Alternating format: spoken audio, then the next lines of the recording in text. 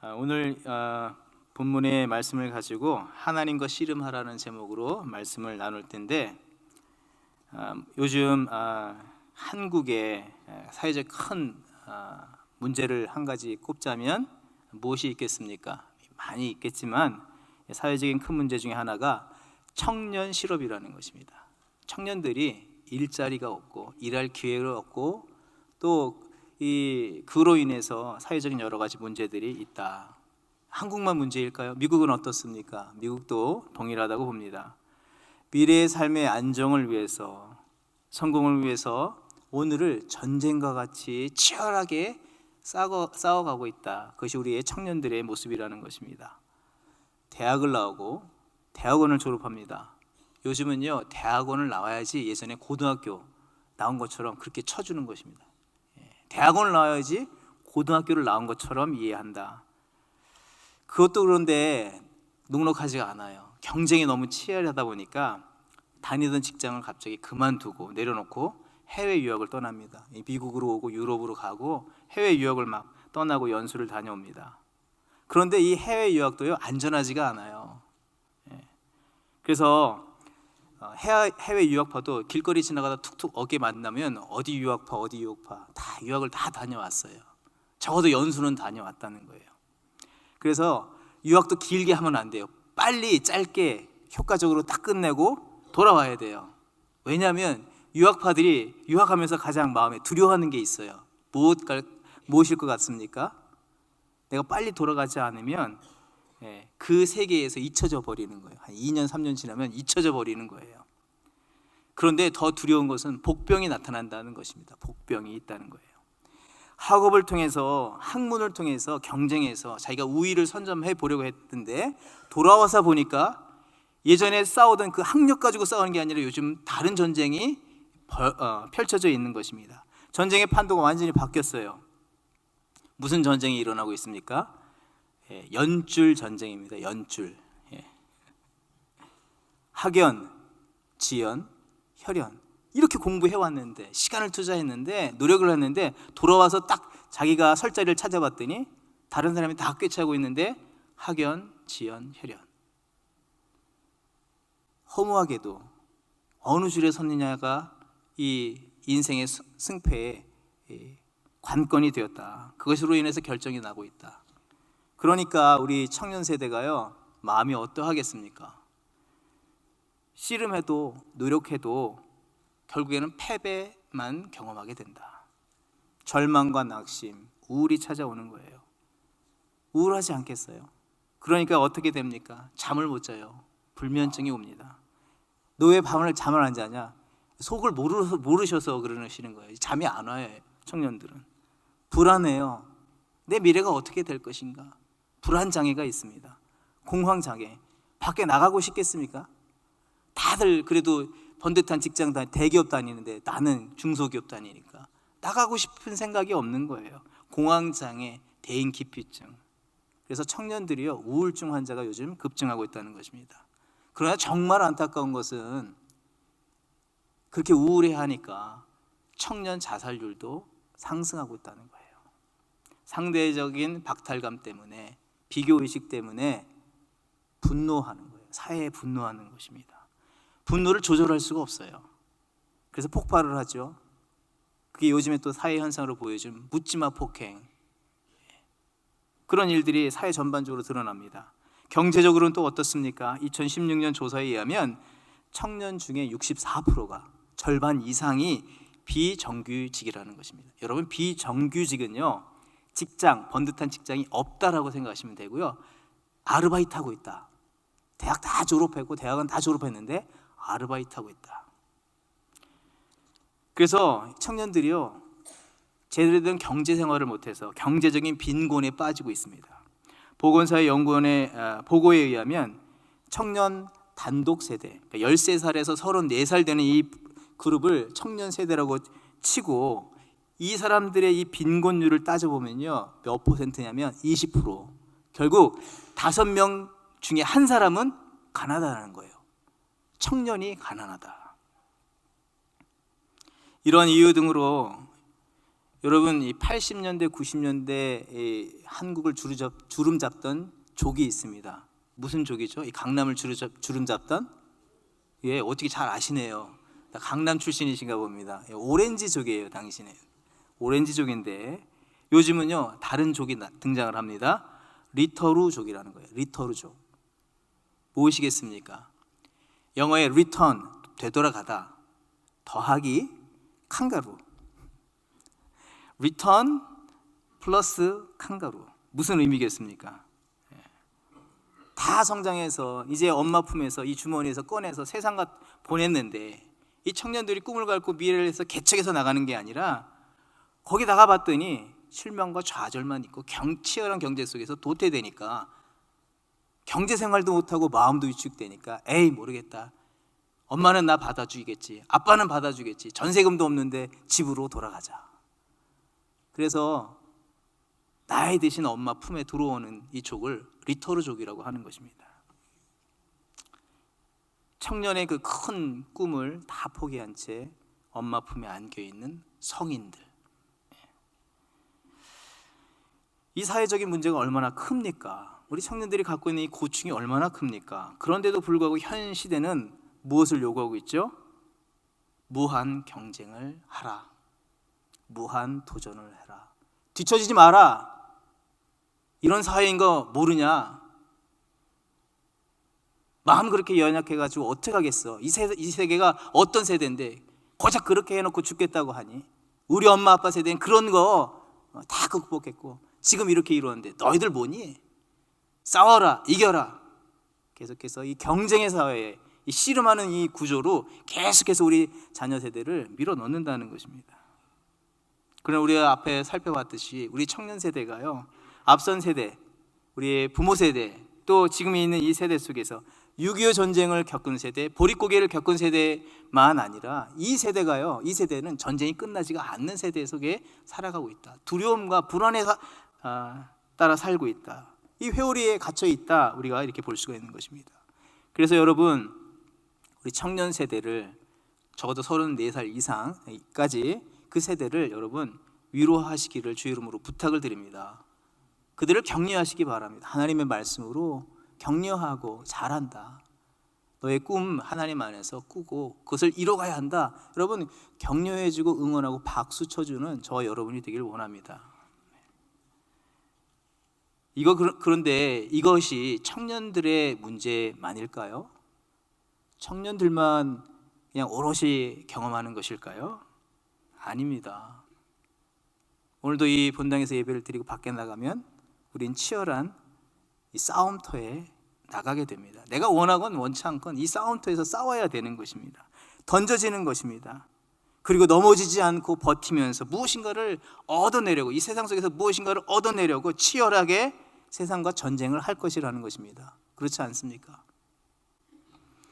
왜냐하면 요즘엔 전쟁판이 씨름판이 더 커졌어요. 국가 간의 치열한 전쟁으로 벌어지고 있고, 지금 미국과 중국은 무역 전쟁을 하고 있지 않습니까? 모든 경제 생활을 하는 사람들이 이 싸움이 어떻게 끝날 것인가, 어느 줄에 설 것인가 전전긍긍을 하는 것입니다.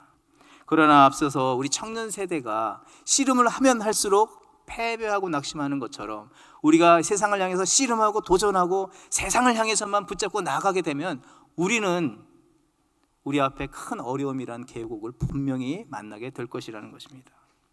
이것은 우리의 눈으로 확인하기 전에 영적으로 진단해 보아야 하는 것입니다. 이 헛된 씨름 속에서 계속해서 절망을 얻는 이 원리는 아담이 범죄한 이후로부터 타락한 세상으로 인해서 우리가 필연적으로 만나야 하는 이런 상황이라는 것입니다. 창세기 3장 17절 이하의 말씀을 보게 되면 범죄한 아담을 향해서 하나님께서 책망하셨고 또 그 죄에 대한 책임을 물으시면서 어떻게 보면은 다음과 같은 말로서 그 죄에 대해서 회개하는 어떤 생각을 하게 하시는데, 너는 내 평생에 수고하여야 소산을 먹으리라. 어떻게 해요? 평생에 수고해야 된다. 평생에 수고해야 한다. 18절 땅이 내게 가시덤불과 엉겅퀴를 낼 것이다. 어디가요? 우리가 사는 이 땅, 이 세상은 반드시 우리에게 가시덤불과 엉겅퀴를 낼 것이지 좋은 것은 주지 않는다. 19절, 내가 흙으로 돌아가기까지 얼굴에 땀을 흘려야 먹을 것이다. 언제까지요? 흙으로 돌아가는 그 순간까지 땀을 흘려야 한다는 것입니다. 그때까지 우리가 얻을 수 있는 것은 생존을 위해서 조금만 먹을 수밖에 없다는 것을 얘기하는 것입니다. 평생 세상에서 씨름할 수밖에 없는 것, 겨우 생명을 유지할 수 있는 정도만 누리게 될 것이다. 그런데 이 무서운 심판이 하나님의 뜻은 아니라는 사실이죠. 하나님은요, 천지를 창조하시고 나서 에덴을 만드시고 아담과 하와를 만드셔서 그들에게 축복하여 주시고 하나님의 평강과 은혜와 사랑을 충만히 누르며 에덴에 있는 모든 과실들을 다 먹으며 하나님의 거룩한 뜻대로 이 에덴을 다스리고 정복하는 그런 권위도 주셨고 능력을 주셨다는 사실입니다. 그런데 우리는 이 죄로 인해서 계속해서 세상 속에서 헛된 씨름을 하게 되고 고난을 당하게 된다. 오늘 본문의 주인공 야곱을 돌아보면 그 모습을 우리가 더 확연히 알아볼 수가 있습니다. 여러분, 야곱의 삶을 한마디로 정의한다면 무엇이라고 정의할 수 있겠습니까? 타락한 세상에서 자기의 만족을 채우기 위해서 온 인생을 헛되고 부질없는 씨름을 한 사람이다라고 우리가 정의할 수 있습니다. 지독히 큰 싸움을 했던 이 싸움꾼이라는 것을 우리가 알 수 있습니다. 첫 번째, 야곱이 출생할 때 어떻게 합니까? 형에게서 팥죽 한 그릇으로 장자권을 탈취해냅니다. 또 아버지의 축복권을 속임수로 가로채버립니다. 사기꾼 야곱도 당해낼 재가 없는 외삼촌 라반을 만나가지고 20년간 자기 재산 지키기 위해서 치열한 싸움을 하지 않습니까? 갠신히 자기의 삶을 지키면서 그래도 이곳에서 좀 버티려고 했는데 또 다른 전쟁에 휘말리는 것이죠. 왜 휘말립니까? 아내들의 싸움이 벌어지는 것입니다. 시기와 질투, 누가 정실이냐, 누가 더 사랑받냐. 자기가 이제 싸움을 하고 싶지 않은데 이제는 아내들이 막 싸우는 거예요. 그러면서 끌어당기는 거죠. 당신 나 사랑해? 나도 사랑해? 누구 사랑해? 계속해서 싸움에 몰입이 되는 것입니다. 그 사이에 껴버립니다. 심지어는요, 여정까지 동원해가지고 전쟁을 아내들이 치르지 않습니까? 무슨 전쟁을 합니까? 낳기 전쟁. 무슨 계란도 아니고 한판도 아니고 12개 애를 그렇게 낳습니까? 그것 때문에 온 집안이 쑥대밭이 됐다는 거예요. 그렇게 태어난 자녀들은 또 어떻게 합니까? 화목합니까? 아니지요. 누가 서열이 1번이냐 2번이냐 따지다가 나중에 요셉이 태어나니까 요셉을 비하다가 애굽에 팔아버리는 가족 사이의 비극이 일어나지 않습니까? 씨름을 하면 할수록, 세상을 향해서 씨름을 하면 할수록 얻어지는 게 없습니다. 오히려 얻어지는 것은 아픔과 낙심, 슬픔과 절망입니다. 두려움입니다. 관계는 다 깨져버리는 것이고요, 모든 손에 드는 것처럼 보이지만 실제로는 다 놓쳐버렸다는 것입니다. 그래서 오늘 본문의 22절은 첫 마디에 뭐라고 쓰고 있습니까? 밤을 맞았다고 성경은 말하고 있습니다. 밤은 어두움이고 절망이라는 거예요. 그런데 야곱이 이 밤에 그래도 여기서도 어떻게 이 두려움을 극복해 보기 위해서 전전긍긍하는데 해결이 되지 않는다는 것입니다. 그의 의도와는 다르게 인생의 어두운 밤을 맞게 되는데 왜 어두운 밤을 맞게 되었는가? 두 가지로 우리가 살필 수 있는데 첫 번째로는 자기의 손만을 의지했다는 사실입니다. 어리석은 생각, 세상적인 판단, 의지, 계획, 이것을 따라 살았다는 것입니다. 야곱의 인생을 보게 되면 씨름을 했다, 싸웠다라는 것을 우리가 알 수 있지만 또한 야곱을 생각했을 때 잊지 않는 어떤 상징적인 것이 있는데 손이라는 것이에요. 손. 야곱의 출생부터 우리는 보게 되는데 야곱의 얼굴을 먼저 봅니까? 아니면 야곱의 손을 먼저 봅니까? 예, 손이라는 거예요. 그 손이 먼저 불쑥 등장해서 형의 발꿈치를, 뒷발꿈치를 꽉 잡아버리는 것입니다. 그것 때문에 그의 이름이 야곱이 된 것이에요. 뿐만 아니라 장자권을 얻기 위해서 팥죽을 만들어서 형에게 내밀지 않습니까? 교묘하고 거짓된 손을 내미는 거예요. 아버지의 축복의 그 손길을 얻기 위해서 어떻게 합니까? 어머니의 손까지 빌어요. 그리고 아버지의 그 축복의 손을 싹 가로채서 자기 머리 위에 얹는 자가 바로 야곱이었습니다. 이삭의 눈, 아버지의 그 눈이 어두워서 이제 축복을 해야 되는 상황인데 아버지가 눈이 안 보이니까 이제 장자 에서를 확인해야 되니까 만져봐야 되지 않겠습니까? 만져봐야 되는데 형은 들로 산으로 다니고 이 피부도 거칠고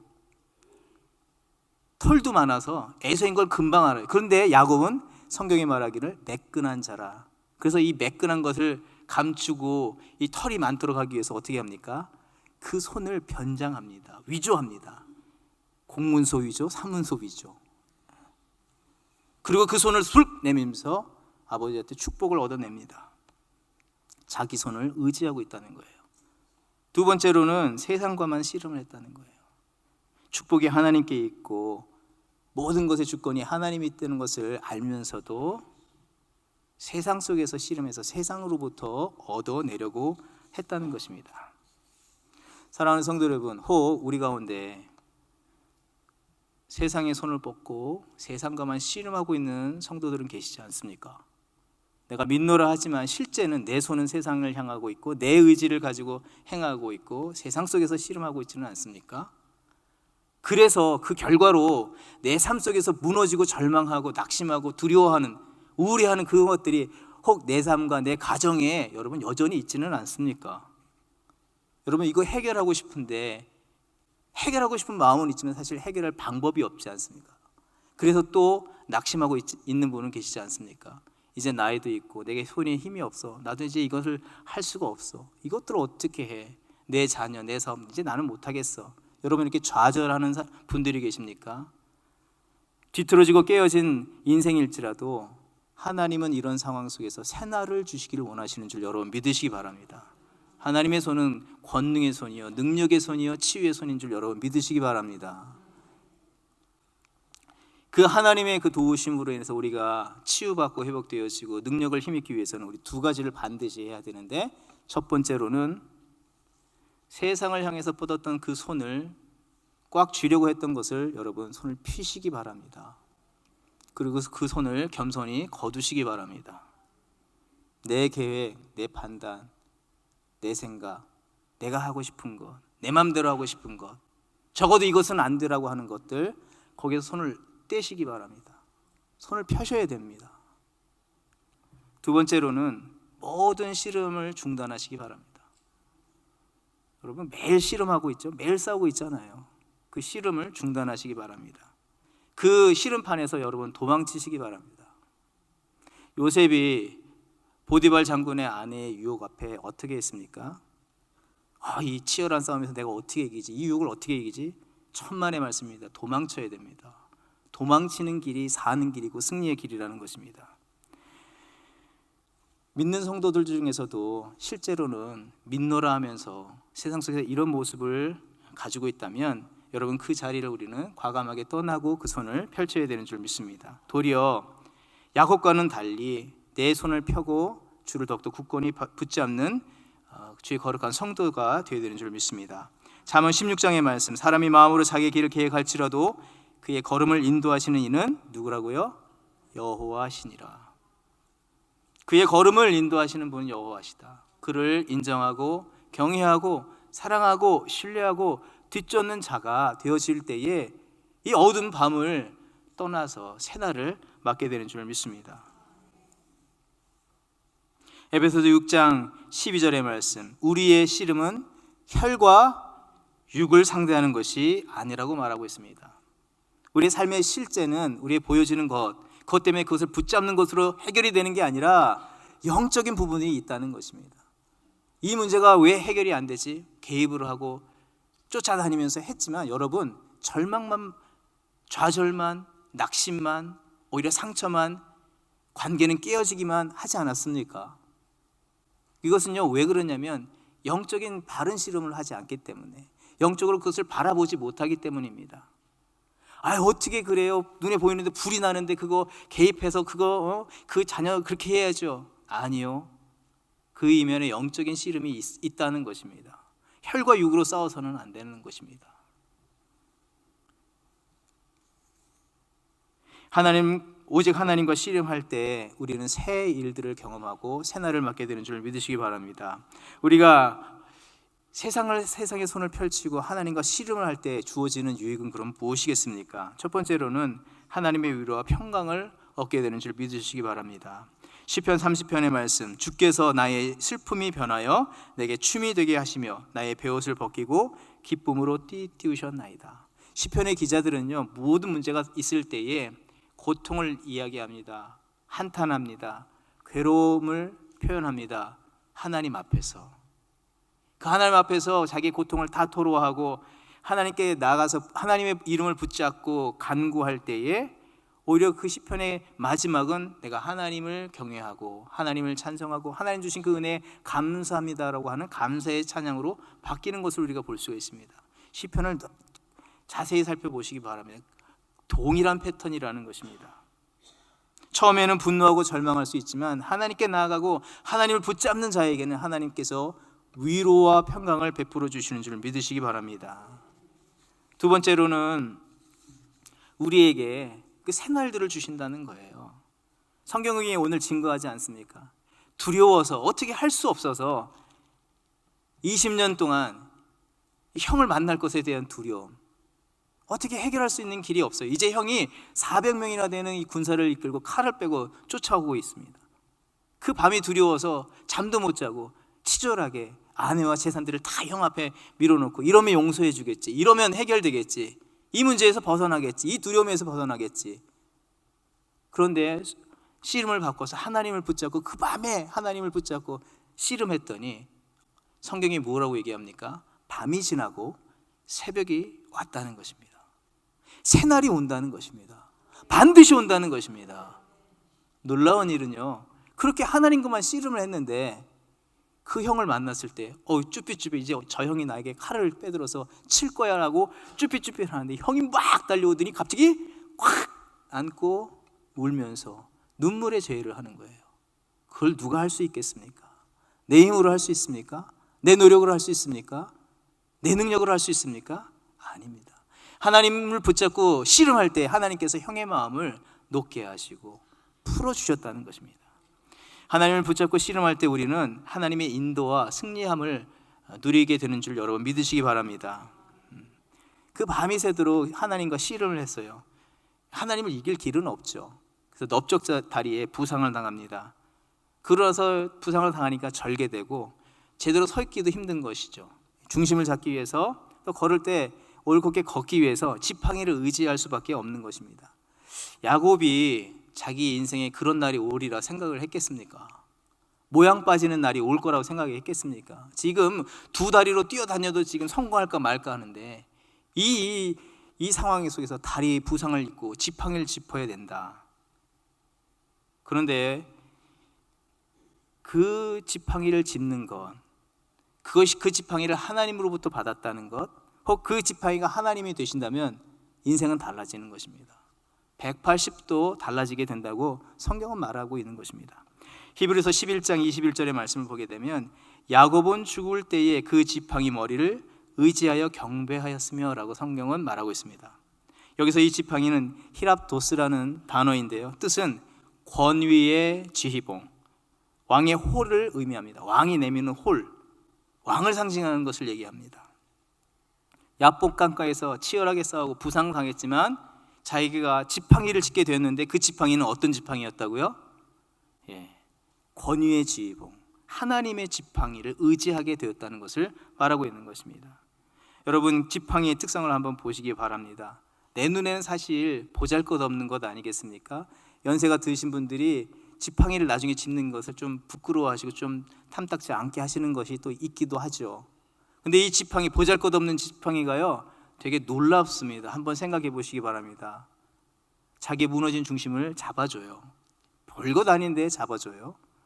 이 지팡이가 또 어떻게 합니까? 내가 걸으려고 하면요 반드시 사람의 그 걸음보다 한 걸음은 앞서가고 있어요.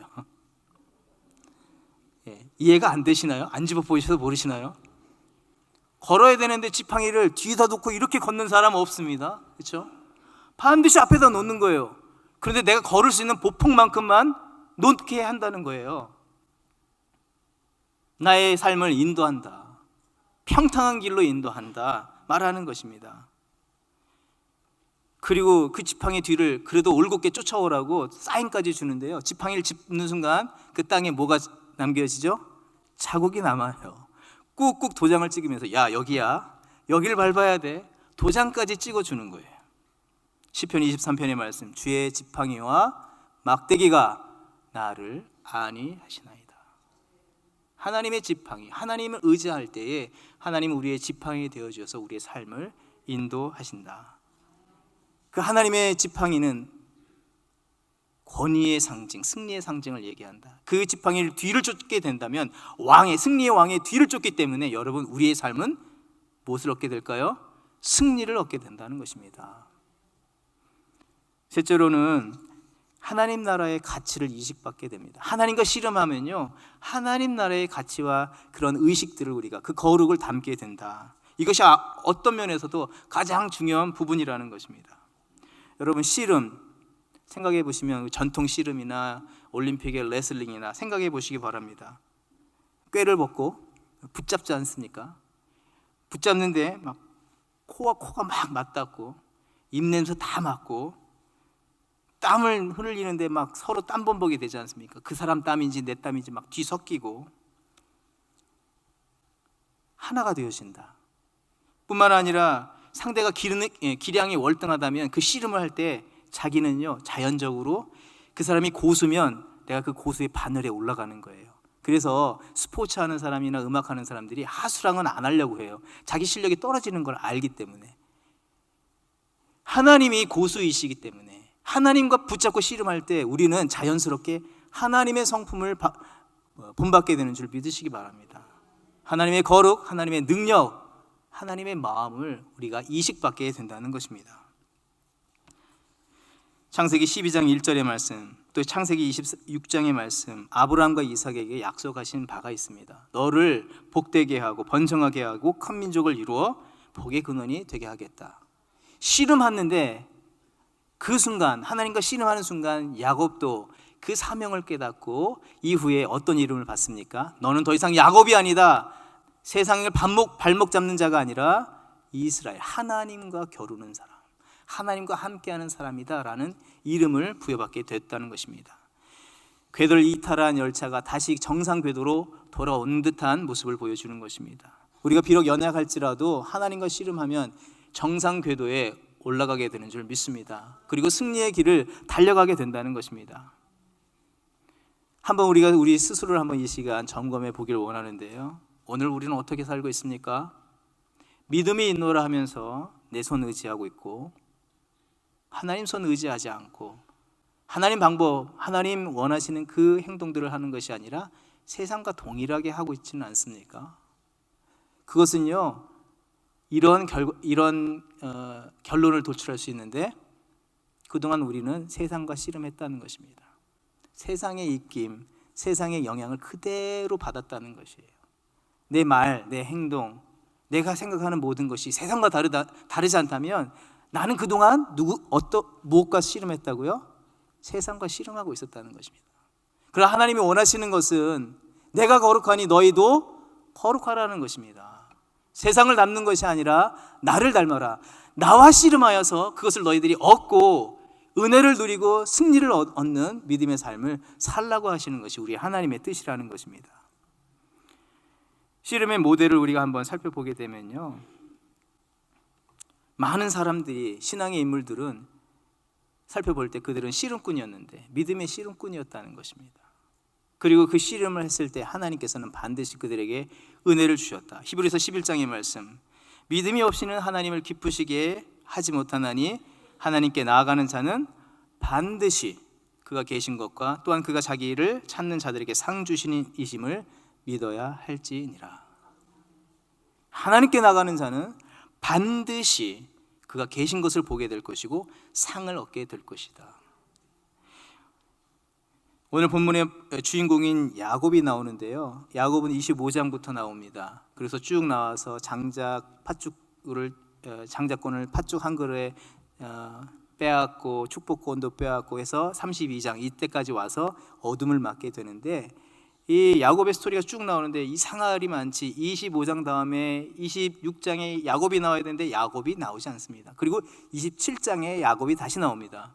26장은 이삭의 이야기가 나와요. 이삭. 정말 이상하게 이삭의 이야기가 나와요. 왜 이삭의 이야기를 갑자기 뜬금없이 하나님은 가운데 훅 끼어들게 하셨는가?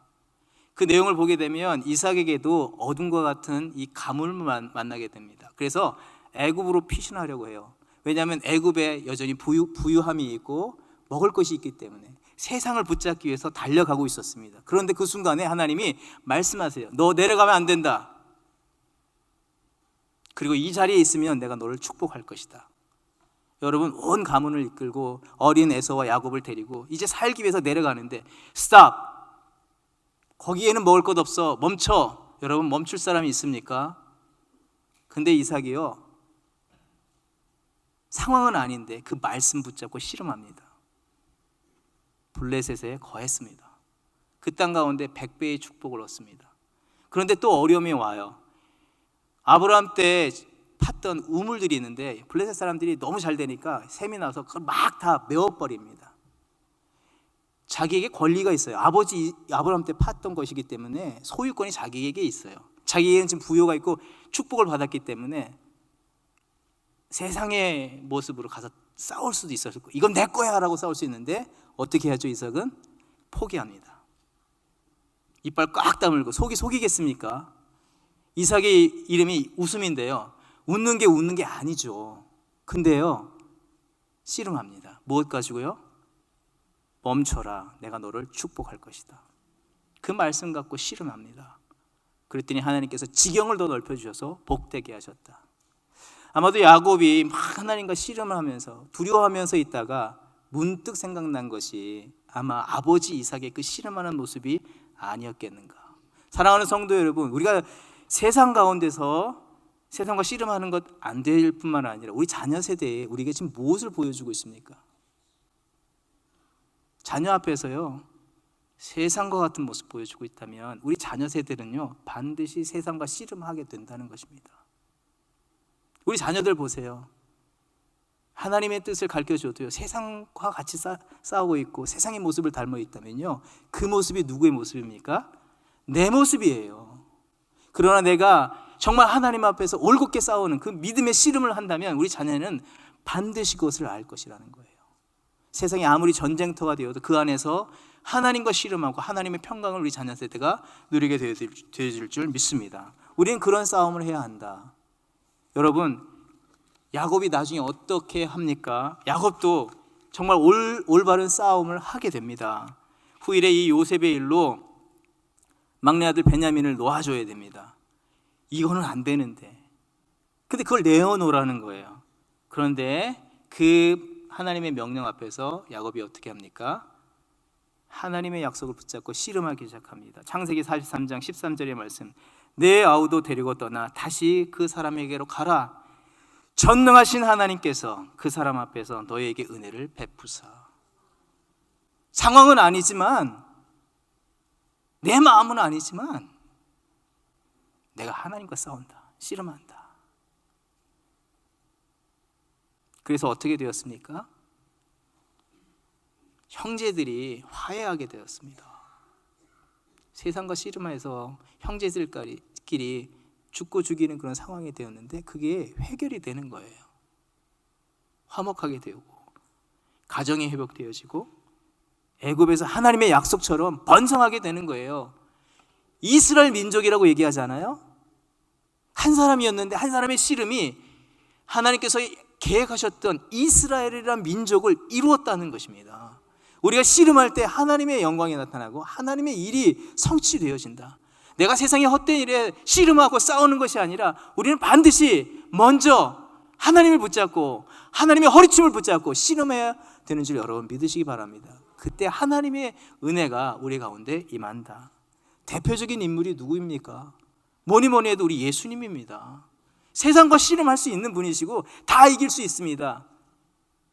자신을 잡으러 오는 그 군사들 앞에서 제자들이 칼을 빼려 들려고 할 때 칼 집어넣어라. 그렇게 싸우는 게 아니야. 내가 만약 했다면 12군단이나 되는 천사들을 보내서 내가 이 모든 것을 심판할 수 없겠느냐? 세상의 방법으로 그들을 진멸할 수 없겠느냐? 할 수 있다. 그러나 그것이 아니다. 그러고 나서 겟세마네 동산으로 가셔가지고 계속 기도하시고 십자가 위에서 기도하시지 않습니까? 아버지, 내 뜻대로 마옵시고 아버지의 뜻대로 되어지기를 원합니다. 나는 세상의 방법을 포기합니다.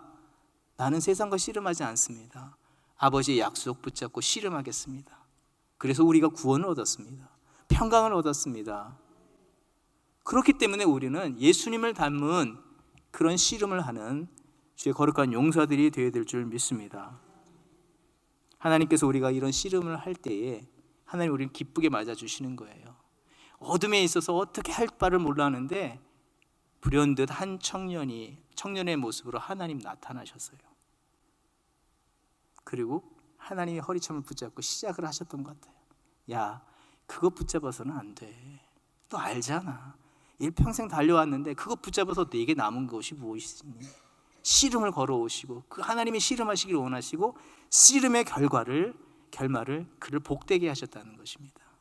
우리도 그런 하나님의 씨름에 참여하고 그 은혜를 누리는 저와 여러분이 되기를 원합니다. 또 세상에 우리가 그렇게 우리 자녀 세대에 그런 믿음의 증거를 나타내는 저와 여러분이 되기를 원합니다.